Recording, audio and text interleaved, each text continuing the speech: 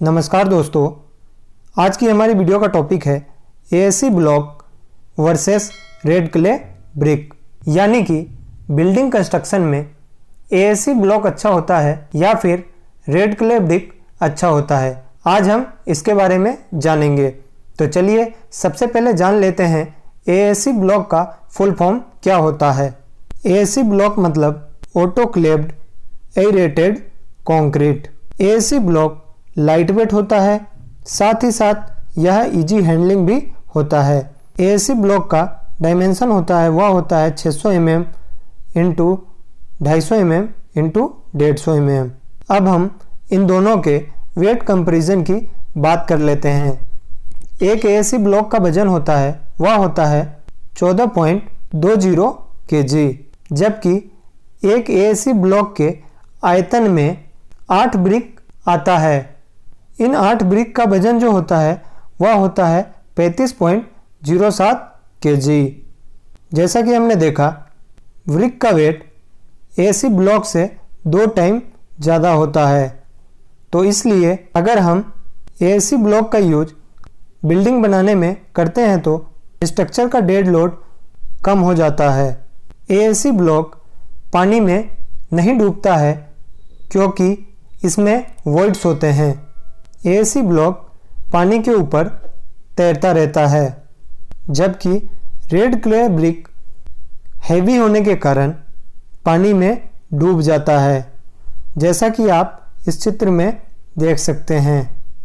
अब हम बात करते हैं कॉस्ट ऑफ लेबर की। अगर हम 10 फीट बाई 10 फीट का एक वॉल एएससी ब्लॉक से बनाते हैं तो इसे बनाने में जो लेबर कॉस्ट आएगा वह आएगा 400 रुपये। अगर हम यही 10 फीट बाई 10 फीट का वॉल रेड क्ले ब्रिक का यूज करके बनाते हैं तो उसमें जो लेबर कॉस्ट आएगा वह आएगा 1400 रुपये। ऐसा इसलिए है क्योंकि एएससी ब्लॉक को फिक्स करने में कम मैन पावर की आवश्यकता होती है, लेकिन रेड ब्रिक वर्क में अधिक मैन पावर लगता है। अब हम एएससी ब्लॉक और रेड क्ले ब्रिक के जॉइंट और वर्केबिलिटी के बारे में बात कर लेते हैं। 10 फीट बाई 10 फीट के वॉल कंस्ट्रक्ट करने में एएससी ब्लॉक में 50 ब्लॉक की आवश्यकता होगी, जिसमें 162 जॉइंट आएंगे और एक बैग सीमेंट लगेगा। लेकिन अगर हम 10 फीट बाई 10 फीट का वॉल कंस्ट्रक्ट करते हैं और उसमें रेड क्ले ब्रिक का यूज करते हैं तो हमें 585 ब्रिक की आवश्यकता होगी, जिसमें 1656 जॉइंट आएंगे और 2 बैग सीमेंट लगेगा। अब हम बात कर लेते हैं कॉस्ट ऑफ मोटार की। अगर हम एएससी ब्लॉक का यूज करके 10 फीट बाई 10 फीट का वॉल कंस्ट्रक्ट करते हैं तो इसमें जो मोटार का खर्चा आएगा वह आएगा 650 रुपये।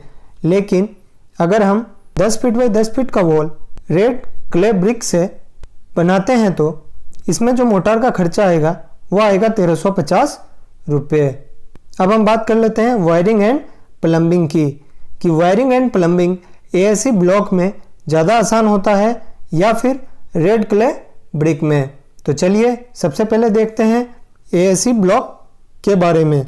एएससी ब्लॉक में इजी कटिंग हो जाता है वायरिंग एंड प्लम्बिंग के लिए, जबकि रेड क्ले ब्रिक में हार्ड कटिंग होता है वायरिंग एंड प्लम्बिंग के लिए।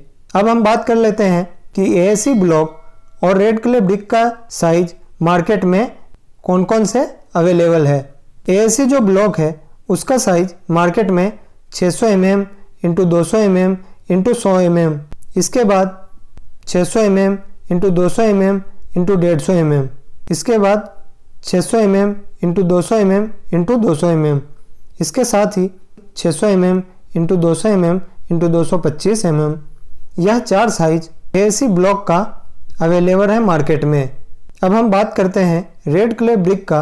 तो रेड क्ले ब्रिक का जो स्टैंडर्ड साइज है वह है 230 mm into 100 mm into 75 mm।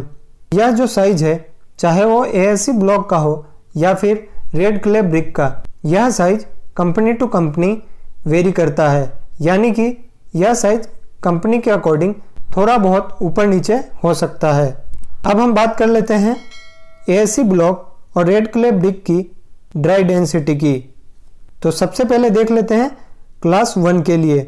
Class 1 का एएससी ब्लॉक का जो डेंसिटी होता है वह होता है 651 से लेके 750 kg पर मीटर क्यूब, और क्लास 1 का रेड ब्रिक का डेंसिटी होता है 1600 से लेकर 720 kg पर मीटर क्यूब। अब आते हैं क्लास 2 की तरफ। क्लास 2 एएससी ब्लॉक का डेंसिटी होता है 751 से लेकर 850 kg पर मीटर क्यूब, जबकि क्लास 2 रेड ब्रिक का डेंसिटी होता है 1721 से लेकर 1820 kg पर मीटर क्यूब।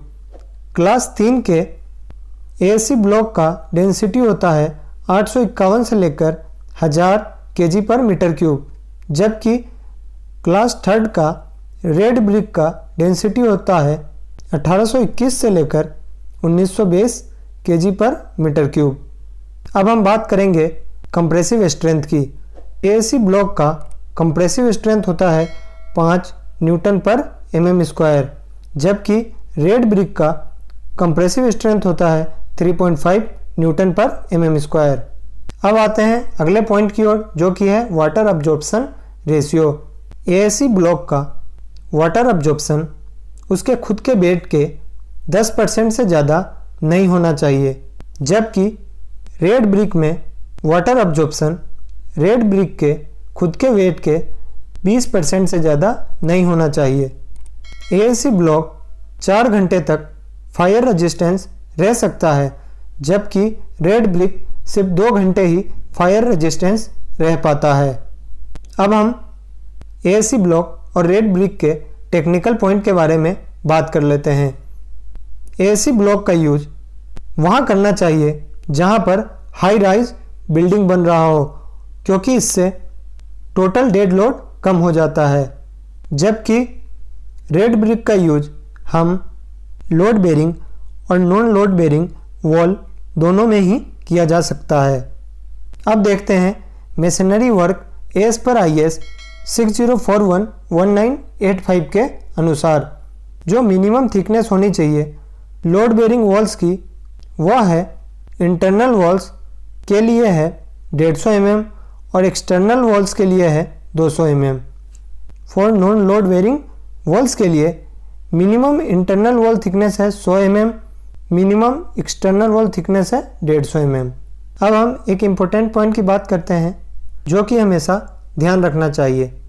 एएससी ब्लॉक को कभी भी फाउंडेशन में यूज नहीं करना चाहिए और न ही इसका यूज DPC यानी कि डैम प्रूफ कोर्स के नीचे मेसनरी वर्क में करना चाहिए, क्योंकि इससे स्ट्रक्चर को नुकसान हो सकता है। अब हम बात कर लेते हैं कॉस्ट पर क्यूबिक मीटर, यानी कि इन दोनों को लगाने में 1 क्यूबिक मीटर में कितना खर्चा आएगा। तो यहाँ पर हमने कैलकुलेशन करके निकाला है, जिससे हमें पता पड़ता है कि एएससी ब्लॉक और ब्रिक वर्क दोनों में ही 400 पर क्यूबिक मीटर का खर्चा आएगा, परंतु एएससी ब्लॉक की क्वालिटी, स्ट्रेंथ और वर्केबिलिटी तीनों ही ब्रिक से अच्छी है।